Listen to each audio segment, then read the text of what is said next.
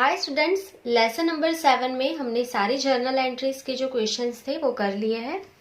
ये लेसन में 3 मार्क्स के लिए और भी कुछ क्वेश्चंस हैं जो एग्जाम में आते हैं और जो बहुत इंपॉर्टेंट है वो क्वेश्चन यहाँ पे मैंने लिखा है क्वेश्चन नंबर 3, उसमें क्वेश्चन नंबर 4, ठीक है, पेज नंबर 310 पे दिया है बुक में।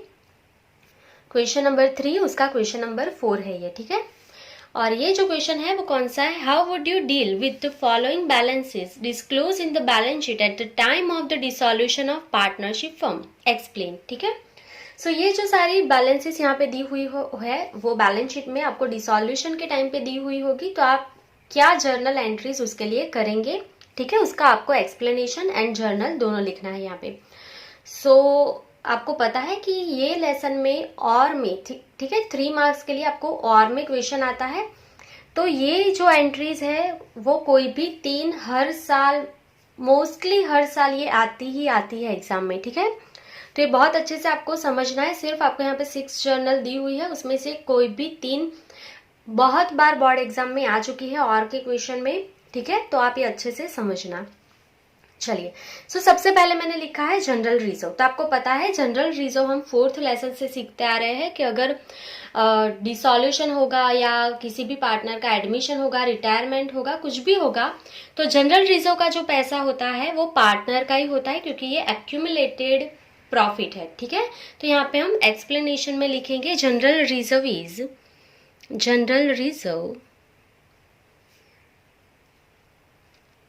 is accumulated profit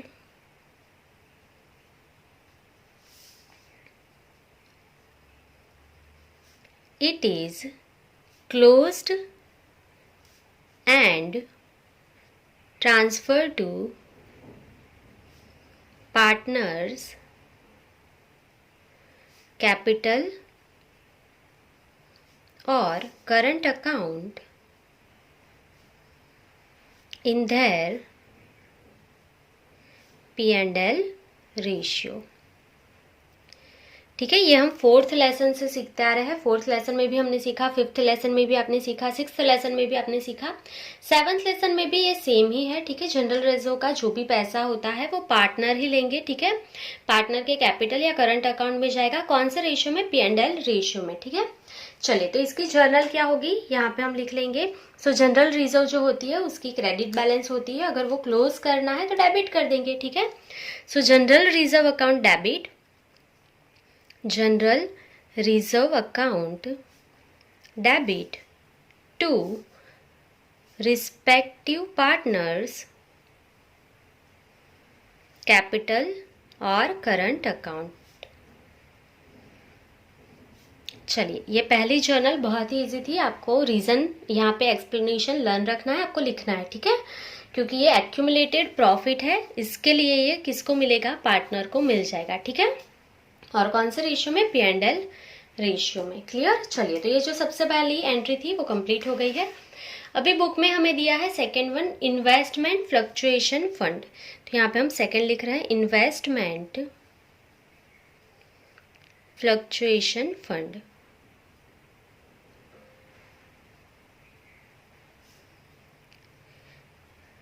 चलिए, इन्वेस्टमेंट फ्लक्चुएशन फंड जो है उसके लिए आपको 2 चीजें लर्न रखनी है। आपको पता है कि इन्वेस्टमेंट फ्लक्चुएशन फंड जो है वो जब आपको बैलेंस शीट में दिया होगा तब उसकी एंट्री अलग करते हैं हम लोग, और जब आपको बैलेंस शीट में नहीं दिया होता है तो वो सारा का सारा पैसा किसका हो जाता है, पार्टनर का हो जाता है। देखो, इन्वेस्टमेंट अगर आपके पास है ही नहीं, सिर्फ आपके पास फंड है, ठीक है, बैलेंस शीट में इन्वेस्टमेंट नहीं है, तो ये सारा फंड का पैसा किसका हो जाता है, पार्टनर का हो जाता है, ठीक है। और अगर बैलेंस शीट में इन्वेस्टमेंट है एंड इन्वेस्टमेंट फ्लक्चुएशन फंड भी है, दोनों की एंट्री आपको बैलेंस शीट में दी हुई होती है, तो वो पैसा आपको रियलाइजेशन अकाउंट में लेके जाना पड़ता है, ठीक है। मोस्टली डाइजेस्ट में आपको सिर्फ एक ही एंट्री दी हुई होगी, इसके लिए investment fluctuation fund account debit to realisation account ये दिया होगा, या तो investment fluctuation fund account debit to partners capital और करंट अकाउंट, ये वाली एंट्री आपको दी हुई होगी, ठीक है। दोनों में से कोई भी एक दी हुई होगी। तो मोस्टली आप कंफ्यूज हो जाते हैं क्योंकि कोई कोई डाइजेस्ट में फर्स्ट वाली एंट्री दी हुई होगी और जब आप मार्वल चेक करेंगे या पेपर सॉल्यूशन करेंगे तो सेकेंड एंट्री दी हुई होगी, तो आप कंफ्यूज हो जाओगे कि कौन सी एंट्री राइट है, ठीक है। सो ये जो कॉन्सेप्ट है ये हमारी जीएसईबी की बुक में नहीं दिया है ये कॉन्सेप्ट। ये दोनों एंट्री जो होती है वो राइट होती है और ये कॉन्सेप्ट आपको एनसीईआरटी की बुक में से मिल जाएगा, ठीक है। सो ये मैं वहां से आपको सिखा रही हूँ एनसीईआरटी की बुक में से, बिकॉज दोनों ही जर्नल राइट है ये केस में। क्लियर? तो आप कोई भी एक कर सकते हैं या दोनों, मैं जैसे कंडीशन लिख के आपको दिखा रही हूँ वैसे भी आप ये लिख सकते हैं, दोनों राइट है, ठीक है। तो सबसे पहली कंडीशन यहाँ पे मैं लिख रही हूँ when investment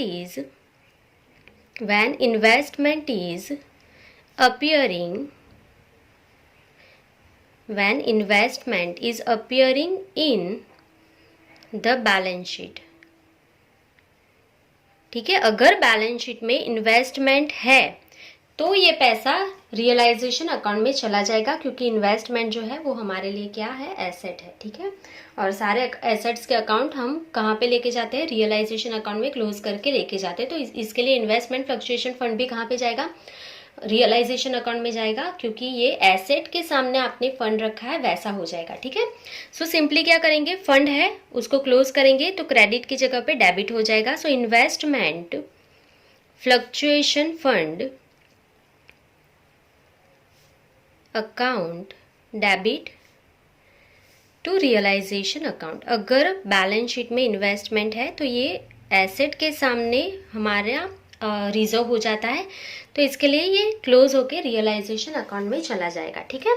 चलिए, अगर आपको चाहिए तो आप एक ही लर्न करिए, ये वाली और ये वाली एग्जाम में लिख सकते हैं, ठीक है, कोई इश्यू नहीं है, ये राइट ही है एंट्री। और दूसरी जो अगर आप कहीं कहीं पे मार्वल में या गाला में पेपर सॉल्यूशन में देखेंगे, वहां पे आपको कुछ और एंट्री दी हुई होगी, ये सेकंड वाली भी दी हुई होगी, तो ये भी राइट है, ठीक है। अगर इन्वेस्टमेंट नहीं है बैलेंस शीट में, so when investment is not appearing in the balance sheet, अगर इन्वेस्टमेंट ही नहीं है तो सारे जो फंड है उसका पैसा कौन ले लेगा, पार्टनर ले लेंगे, ठीक है। अगर इन्वेस्टमेंट है ही नहीं तो इन्वेस्टमेंट फ्लक्चुएशन फंड का पैसा किसका हो जाता है, पार्टनर का हो जाता है ये केस में, ठीक है, पार्टनर ले लेंगे। क्लियर? तो क्लोज होके again investment fluctuation fund account debit हो जाएगा, investment fluctuation fund account debit हो जाएगा, और क्रेडिट कौन होगा यहाँ पे, जो भी पार्टनर होंगे वो सारे यहाँ पे क्रेडिट हो जाएंगे टू रिस्पेक्टिव पार्टनर्स कैपिटल और करंट अकाउंट, ठीक है।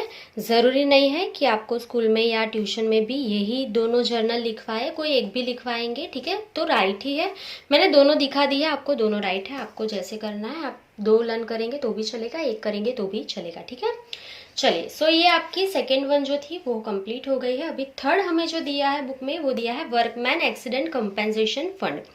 सो ये तो आपको देख के ही पता चल जाना चाहिए कि इसकी क्या जर्नल होगी, क्योंकि बहुत बार आपने 5th लेसन में मैंने आपको सिखाया था इसकी क्या जर्नल होती है, यहाँ पे भी वैसे ही होगी। सो यहाँ पे हम लिख रहे हैं वर्कमैन एक्सीडेंट कंपेंसेशन फंड। सो वर्कमैन का एक्सीडेंट कंपेंसेशन फंड जो है वो क्या है, एक्यूमुलेटेड प्रॉफिट है, ठीक है। और ये पैसा किसको मिलेगा, पार्टनर को मिलेगा, ठीक है। सो यहाँ पे हम लिख लेंगे वर्कमैन एक्सीडेंट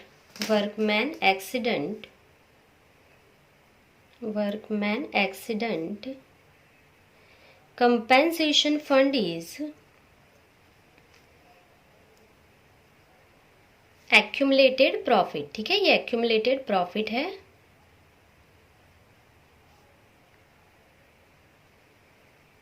और ये कहाँ जाएगा, पार्टनर को मिल जाएगा। यहाँ पे हम लिख लेंगे it is closed and transfer to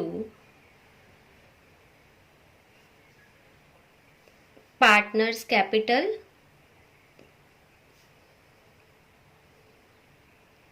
और current account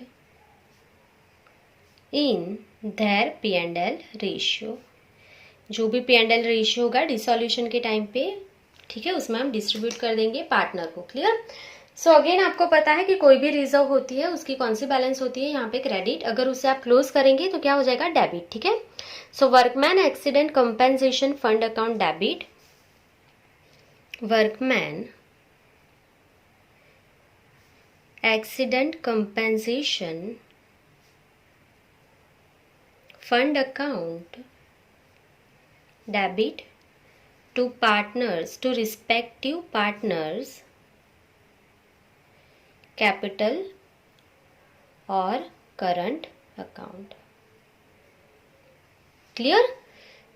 चलिए, सो जो थर्ड वन हमारा क्वेश्चन था वो यहाँ पे कंप्लीट हो गया है। आई होप कि आपको इतना समझ में आ गया है। ठीक है, चलिए अभी हम नेक्स्ट देखेंगे। हमें नंबर 4 पे यहाँ पे दिया है प्रोविडेंट फंड। सो यहाँ पे मैं लिख रही हूँ number 4 provident fund.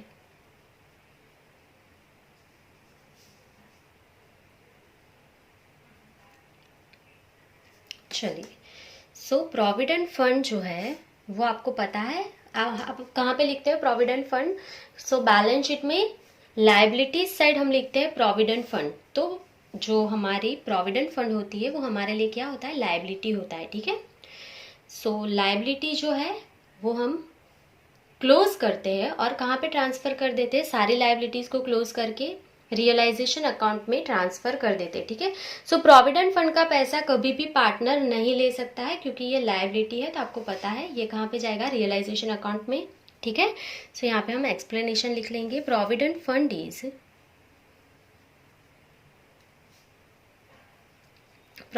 Fund is liability, it is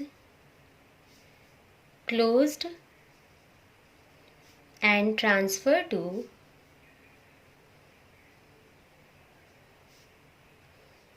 realization account। ठीक है, सो सारी एसेट्स एंड लायबिलिटीज जो होती है वो रियलाइजेशन अकाउंट में ही जाएगी डिसॉल्यूशन के टाइम पे। सो लायबिलिटी है प्रोविडेंट फंड, तो उसकी कौन सी बैलेंस होगी? क्रेडिट। क्लोज हो गए तो कौन सी हो जाएगी? Debit. So provident fund account debit, provident fund account debit to कहाँ पे चला जाएगा? Realisation account, to realisation account. Clear? चलिए, सो ये जो फोर्थ वन है हमारा प्रोविडेंट फंड वो कंप्लीट हो गया है यहाँ पे। नेक्स्ट नंबर 5 देखेंगे। हमें क्या दिया है? Debit balance of profit and loss account. So यहाँ पे हम लिख रहे हैं नंबर 5, यहाँ पे प्रोविडेंट आएगा। ठीक है, टी, प्रोविडेंट फंड। चलिए, नंबर 5 पे हमें दिया है यहाँ पे debit balance of profit and loss account. चलिए, डेबिट बैलेंस जो होता है प्रॉफिट एंड लॉस अकाउंट का वो क्या होता है? तो आपको पता है ये हमारे लिए लॉस होता है। ठीक है, सो ये जो लॉस होगा वो कहाँ पे जाएगा?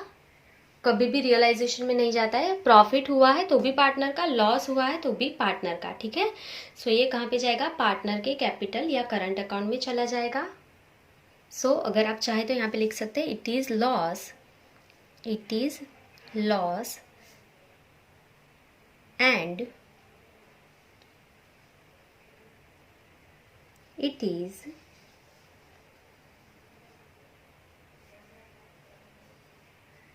debited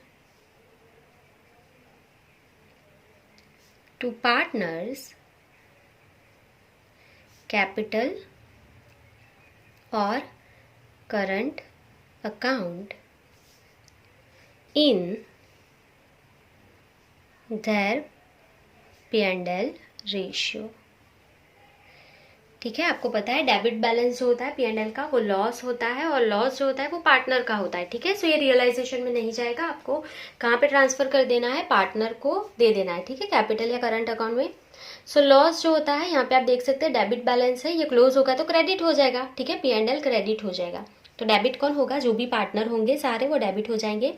सो रिस्पेक्टिव पार्टनर्स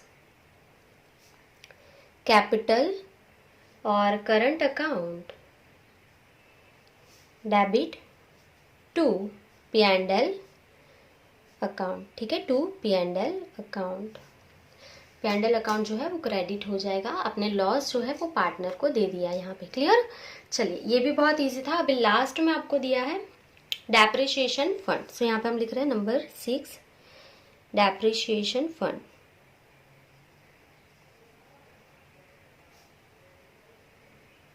चलिए लास्ट एंट्री है डेप्रिसिएशन फंड।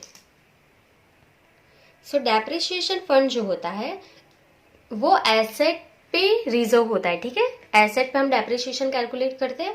सो एसेट पे कोई भी अगर आप रिजर्व रखते हो तो वो रियलाइजेशन में ही जाएगा, क्योंकि एसेट के अकाउंट क्लोज होते हैं और वो कहाँ पे ट्रांसफर होते हैं, रियलाइजेशन में।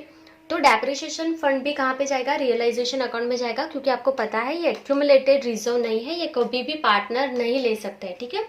सो अगर आपको ये लिखना है तो लिख सकते हैं कि depreciation fund is reserve on assets, so it is transfer to realisation account, ठीक है। सिर्फ यहाँ पे मैं क्या लिख रही हूँ कि it is transfer to realisation account, it is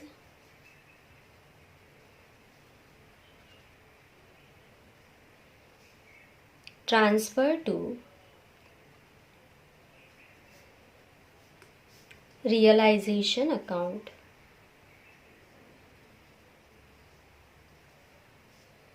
ठीक है, अगर आप चाहे तो लिख सकते हैं कि ये जो है वो एसेट के सामने रिजर्व है, इसके लिए ये कहाँ पे जाएगी, रियलाइजेशन अकाउंट में जा सकती है, ठीक है। चलिए, सो ये फंड है, अगेन फंड क्लोज होगा तो क्रेडिट की जगह पे डेबिट हो जाएगा। So depreciation fund account debit, depreciation fund account debit to realisation account, ठीक है। आपने कभी भी नहीं देखा है कि डेप्रिसिएशन फंड हमने पार्टनर को दिया है, ये कभी पार्टनर नहीं ले सकता ये पैसा, ठीक है। ये एसेट के सामने प्रोविजन या रिजर्व है, तो इसके लिए हम इसे कहाँ पे देते हैं, रियलाइजेशन अकाउंट में ही लेके जाते हैं। क्लियर। चलिए, तो यहाँ पे जो है क्वेश्चन नंबर 3, उसका क्वेश्चन नंबर 4 जो है वो कंप्लीट हो गया है। आप इसको बहुत अच्छे से लर्न रखना। ये 6 है, उसमें से कोई भी 3 बोर्ड एग्जाम में आती है, और में आप कोई भी पेपर देख लीजिए, मोस्टली 90% तो ये क्वेश्चन जो है उसमें से कोई भी 3 आपको आती है, ठीक है। आपको एक्सप्लेनेशन भी मैंने सिखा दिया, जर्नल भी सिखा दिया है। अगर आपको कोई भी डाउट्स है इसके अंदर तो कमेंट सेक्शन में कमेंट करके आप पूछ सकते हैं, पर ये आपको आना ही चाहिए ये लेसन में से, ठीक है। चलिए, अभी कुछ और क्वेश्चंस देख लेंगे जो जर्नल के अलावा जो आपको बोर्ड एग्जामिनेशन में 3 मार्क्स में आ सकते हैं। देखो, अब तक तो ये क्वेश्चन नहीं आए जो अभी हम करने वाले हैं। जो क्वेश्चन नंबर आपका 4 है उसमें क्वेश्चन नंबर 5 है, ठीक है। पर कोई रिस्क नहीं लेना है, ये इस साल आ भी सकता है 3 मार्क्स के लिए, तो इसके लिए हम ये क्वेश्चन कर लेंगे, हम स्किप नहीं करेंगे, ठीक है। चलिए, तो नेक्स्ट पेज पे जाएंगे। सो यहाँ पे मैंने क्वेश्चन नंबर 4 उसका क्वेश्चन नंबर 5 लिख लिया है। सो ये जो क्वेश्चन है ये 3 मार्क्स में आ सकता है कि आप ओपनिंग बैलेंस शीट बनाइए, ठीक है। सो अब तक तो ये क्वेश्चन नहीं आया है, पर पॉसिबिलिटी है कि ये 3 मार्क्स का वेटेज का ही है, तो ये आ सकता है, ठीक है। तो इसके लिए हम ये कर रहे हैं। सो क्वेश्चन मैंने लिख लिया है, total assets are 1,50,000 of firm A and B where cash of ₹10,000 is included. Net assets are ₹1 lakh. The ratio of capital and reserve is 4:1. The capital of A is more than of B by ₹20,000. Loss of realization account is ₹20,000. Firm is dissolved. Prepare opening balance sheet and ascertain opening capital of A and B. ठीक है, सो हमें यहाँ पे करना क्या है, तो opening balance sheet बनाना है और ए एंड बी की ओपनिंग कैपिटल फाइंड करनी है, ठीक है। चलिए, सो एक एक लाइन को रीड करते जाएंगे और यहाँ पे मैंने बैलेंस शीट बना लिया है, जो डिटेल्स है वो फिलअप करते जाएंगे, ठीक है। So total assets are 1,50,000. So total asset में यहाँ पे हम लिखेंगे 1,50,000. अगर एसेट साइड का टोटल 1,50,000 है तो ऑब्वियसली लायबिलिटीज भी कितनी होगी, 1,50,000. तो दोनों तरफ मैंने लिख लिया है 1,50,000, ठीक है। आगे बोला है where cash of ₹10,000 is included, तो यहाँ पे कहीं पे कैश होगी, तो यहाँ पे हम लिख रहे हैं कैश अकाउंट 10,000 होगी, ठीक है। उसके अलावा एसेट के लिए कुछ भी नहीं दिया है, तो अगर कैश 10,000 है तो अदर एसेट कितनी होगी, अदर एसेट्स वो कितनी होगी, तो 1,50,000 माइनस 10,000. तो अदर एसेट यहाँ पे क्वेश्चन मार्क कर रही हूँ, हमने फाइंड किया है 1,50,000 माइनस 10,000. सो अदर एसेट कितनी होगी, 1,40,000. That's it, clear. सो ये एसेट साइड हमारी कंप्लीट हो गई है। अभी हमें यहाँ पे बोला है नेट एसेट्स आर ₹1 लाख, ठीक है। नेट एसेट्स जो है वो हमारी यहाँ पे कितनी है, 1 लाख है। सो आपको नेट एसेट का फॉर्मूला नहीं पता है, तो यहाँ पे मैं लिख रही हूँ net assets is equals to total assets minus total liabilities, ठीक है, नेट एसेट का मतलब क्या होता है, total assets minus total liabilities. Clear. चलिए, सो आपको पता है नेट एसेट जो है वो कितनी है फर्म की, 1 लाख। सो यहाँ पे हम लिख रहे हैं 1 lakh is equals to total asset firm की यहाँ पे लिखी है हमने 1,50,000 माइनस टोटल लायबिलिटीज। हमें लायबिलिटीज पता करनी है, ठीक है, तो यहाँ पे हमने लिखा total liabilities. So 1 lakh minus हो जाएंगे 1,50,000 में से। So therefore total liabilities is equals to 1,50,000 minus 1 lakh. So total liabilities जो है वो यहाँ पे कितनी मिल जाएगी हमें, 50,000। टोटल लायबिलिटीज कितनी है, 50,000 रुपीज। क्लियर।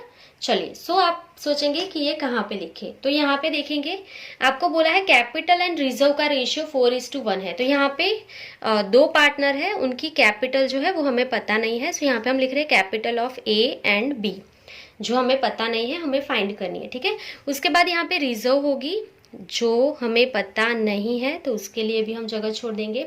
उसके बाद बाकी की जो लायबिलिटीज होंगी, current and non current liabilities, वो हमें टोटल मिल गई है कितनी है, 50,000। सो सिर्फ यहाँ पे मैं लिख रही हूँ 50,000। ठीक है, लायबिलिटीज जो है सारी करंट नॉन करंट वो हमें मिल गए हैं 50,000। कैपिटल एंड रिजर्व कितनी है वो हमें अभी भी पता नहीं है। ठीक है, चलिए, तो उसके लिए हमें क्या बोला है, कैपिटल एंड रिजर्व जो है वो 4 सो कैपिटल एंड रिजर्व जो है उसका रेशियो यहाँ पे कितना दिया है, 4:1 है। ठीक है, तो उसके लिए हमें कैपिटल एंड रिजर्व का टोटल चाहिए, तो वो कैसे मिलेगा, तो यहीं से मिल जाएगा। 1,50,000 माइनस 50,000 करेंगे तो ये दोनों का टोटल कितना होगा, 1 लाख होगा। ठीक है, अगर आपको लिखना है तो आप कैसे लिख सकते हैं, so capital plus reserve plus liabilities is equals to total liabilities. ठीक है, इन तीनों का टोटल करेंगे तो टोटल लायबिलिटीज मिल जाएगी। सो ये दोनों हमें नहीं पता है। ठीक है, so therefore capital plus reserve plus liabilities कितनी है, 50,000, और टोटल लायबिलिटी कितनी है, 1,50,000। ठीक है, आप वैसे भी पता कर सकते हैं, 1 लाख है, नहीं लिखेंगे तो भी चलेगा।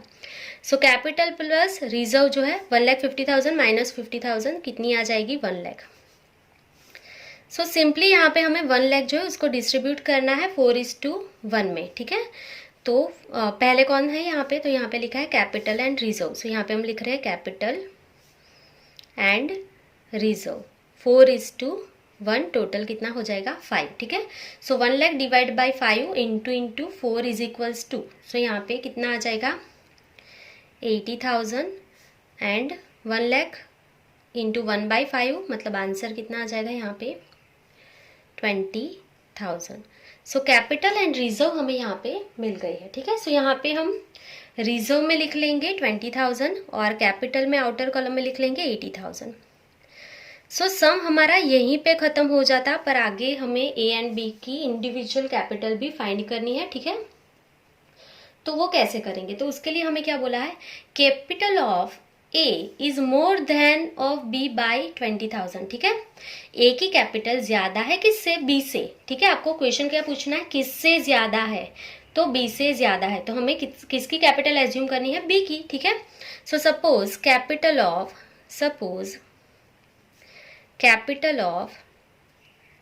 B is equals to x. ठीक है, बी की जो कैपिटल है वो सपोज एक्स है। ठीक है, सो ए की कैपिटल कितनी होगी, बी से ज्यादा है 20,000, बी क्या है, एक्स है, उससे ज्यादा है 20,000, मतलब एक्स प्लस 20,000। क्लियर यहाँ तक।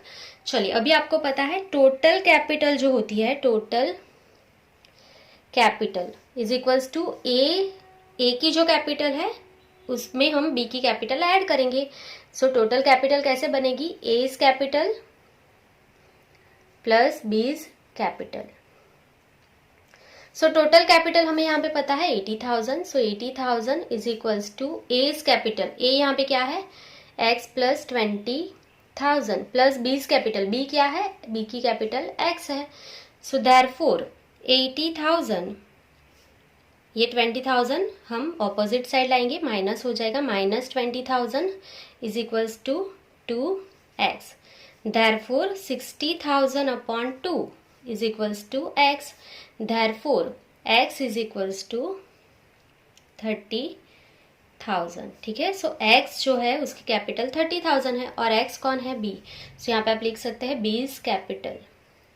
सो आगे a की कैपिटल नहीं भी फाइंड करेंगे तो भी चलेगा, b की कैपिटल हमें यहाँ पे मिल गई है 30,000।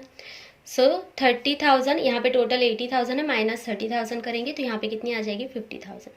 अगर आप कैलकुलेट करना चाहें तो आगे भी कैलकुलेट कर सकते हैं, ये ऑप्शनल है। 3 मार्क्स के सम के लिए इतना कैलकुलेट करेगा तो आप करेंगे तो इनफ हो जाएगा, ठीक है। चलिए, जिसको नहीं समझ में आ रहा है वो क्या कर सकता है आगे। So therefore A is capital is equals to x plus 20,000 और x कितना आया 30,000। सो 30,000 प्लस 20,000, सो ऐसे भी आंसर आपको मिल जाएगा 50,000। ए की कैपिटल 50,000 है। क्लियर।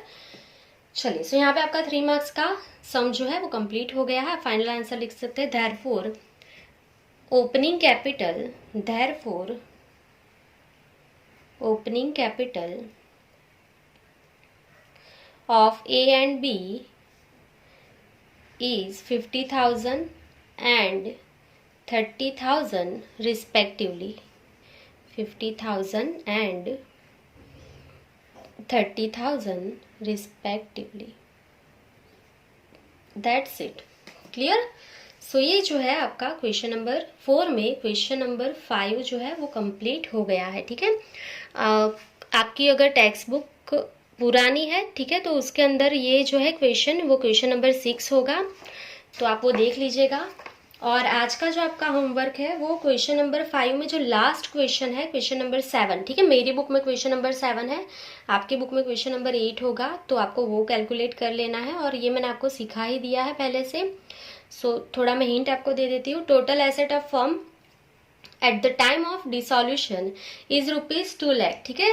टोटल एसेट 2 लाख है, out of which 40% are current asset including cash ₹10,000. 120% realized for fixed asset while 80% are realized of current asset past journal entries, ठीक है। तो ये मैंने आपको पूरा करवाया है। क्वेश्चन मैंने रीड कर लिया है ताकि आपकी बुक में क्वेश्चन ऊपर नीचे हो, क्योंकि नई बुक में ये 7th क्वेश्चन नंबर पे है और पुरानी बुक होगी तो नंबर 8 पे शायद होगा ये क्वेश्चन, ठीक है।